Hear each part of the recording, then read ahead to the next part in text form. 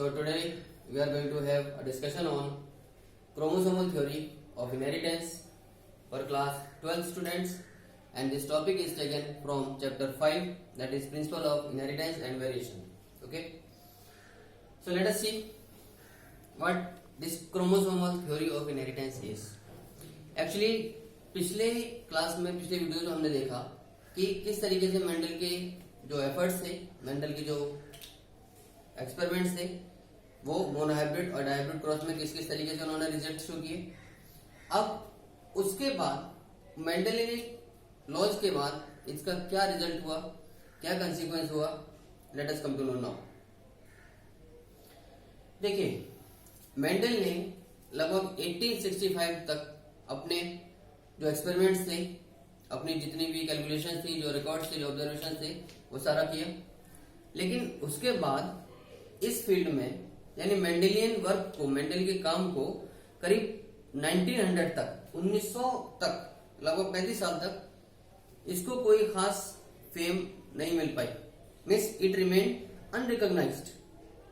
ठीक है, तो मेंडल के काम को लगभग 1900, ठीक है, यानी 1900 तक या 35 साल की ड्यूरेशन तक इसको किसी प्रकार का कोई आइडेंटिफिकेशन नहीं मिला, कोई पहचान नहीं मिली, कोई ज्यादा एम्फेसिस नहीं मिल पाई।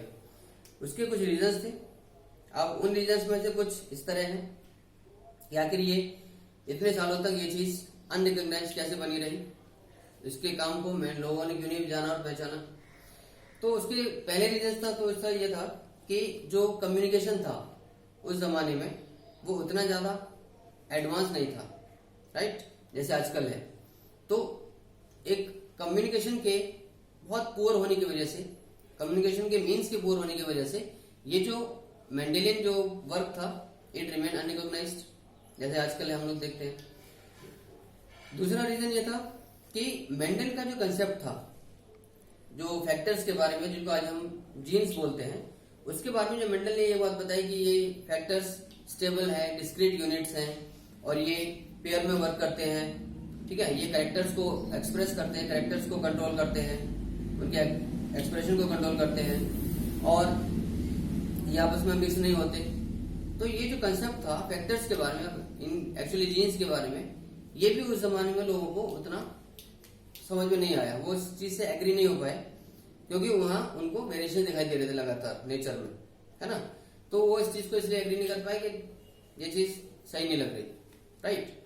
थर्ड रीजन क्या था कि मेंडल ने जो मैथमेटिकल अप्रोच इस्तेमाल की, जो मैथमेटिकल कैलकुलेशन इस्तेमाल की बायोलॉजिकल फिनोमेना को एक्सप्रेस करने के लिए, एम्फेटिक बनाने के लिए, तो वो चीज भी उससे लोग ज्यादा सहमत नहीं हुए और वो भी उनके एग्रीमेंट में नहीं आ पाया, राइट। और उसके बावजूद भी फाइनली मेंडल अपने इस फैक्टर्स के एग्जिस्टेंस के बारे में, इन जीन्स के एग्जिस्टेंस के बारे में कोई फिजिकल प्रूफ नहीं दे पाए। ओके, और साथ ही साथ ना तो ये बता पाए कि आखिर ये फैक्टर्स किस चीज के बने होते हैं। तो इसलिए कुल मिला के फाइनली लगभग 35 साल तक, 1865 से लेके लगभग 35 ईयर्स तक ये चीज अनरिकॉग्नाइज्ड रही, नॉन फेमस रही, राइट। चलिए, उसके बाद सेकंड पॉइंट पे आते हैं। 1900 तक आते आते कुछ जो टेक्नोलॉजी थी, जो माइक्रोस्कोपी थी हमारी, वो थोड़ी एडवांस होने लगी थी।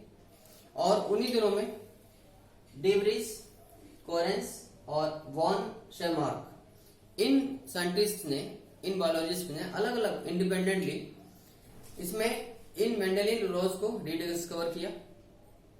और उन्होंने इसी दौरान, क्योंकि माइक्रोस्कोपी थोड़ी डेवलप हो चुकी थी, तो उस समय में लोगों ने जो क्रोमोसोम्स हैं उनके बारे में भी काफी स्टडी किया। यानी क्रोमोसोम्स का एक्चुअल जब सेल डिवीजन के दौरान जो मूवमेंट होता है पूरा, वो मूवमेंट भी वो साइंटिस्ट लोग ऑब्जर्व करने लगे थे। ठीक है, वो ऑब्जर्व कर लेते थे उस टाइम।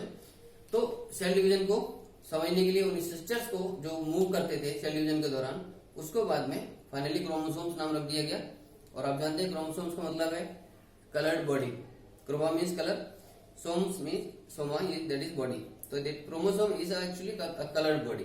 ओके, और 1902 में, 1902 में ये दो साइंटिस्ट वॉल्टर सटन और थियोडोर बोवेरी, इन्होंने भी जो क्रोमोसोम्स के मूवमेंट थे उनको प्रॉपर्ली ऑब्जर्व किया, जो कि एक्चुअली मेटामियोसिस के दौरान होते हैं, मियोसिस फर्स्ट में, मियोसिस सेकंड में, गैमेटोजेनेसिस के आसपास, उससे पहले। तो ये जो चीजें उन्होंने जब ऑब्जर्व की क्रोमोसोम के मूवमेंट को, और उन्होंने देखा कि क्रोमोसोम्स का मूवमेंट जीन के मूवमेंट के जैसा ही है, यानी क्रोमोसोम का मूवमेंट का बिहेवियर और जीन का बिहेवियर ऑलमोस्ट पैरेलल है, ठीक है। और उसके अंदर कुछ सिमिलैरिटीज भी उन्हें नजर आई क्रोमोसोम के मूवमेंट के साथ प्लस जीन के पेयरिंग के साथ। तो क्या सिमिलैरिटीज थी?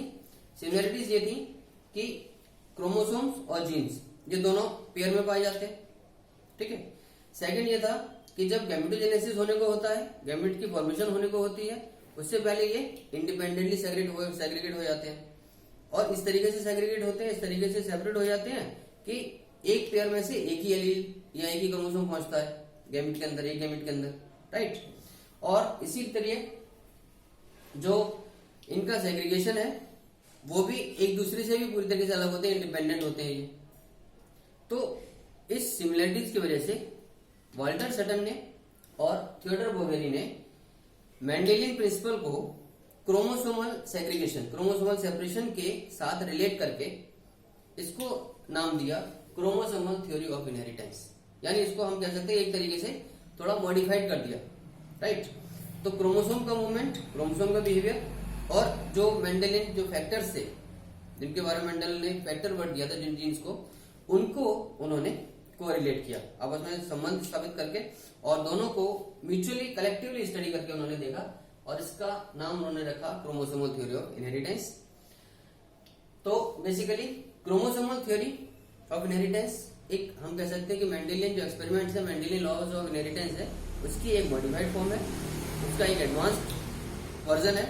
और इसमें हम क्रोमोसोम के बिहेवियर को, क्रोमोसोमल पेयरिंग सेपरेशन को जीन्स के पेयरिंग और जीन्स के सेपरेशन के साथ स्टडी करते हैं, राइट। अब इसी को क्रोमोसोमल थ्योरी ऑफ इनहेरिटेंस को एक्सपेरिमेंटली प्रूव करके देखा थॉमस हंट मॉर्गन ने।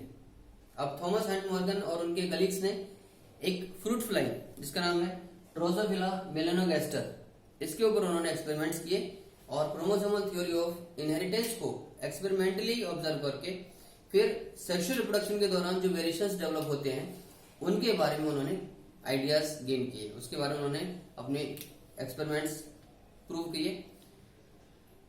तो गाइस ये है chromosomal theory of inheritance. I hope you have understood now.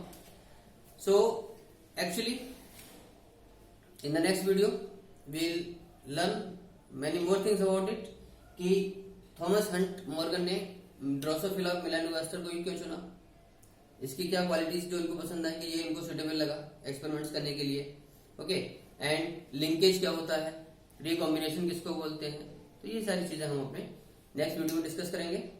और आपको होमवर्क कि यहाँ तक के अब तक के टॉप टॉपिक्स में जितने क्वेश्चंस टेक्स्ट बुक में आपके बनते हैं एक्सरसाइज वाले पोर्शन में, you have to write their answers very properly by proper knowledge and proper information. Until then, keep yourself safe, stay healthy, keep doing homework. Thank you very much. God bless you.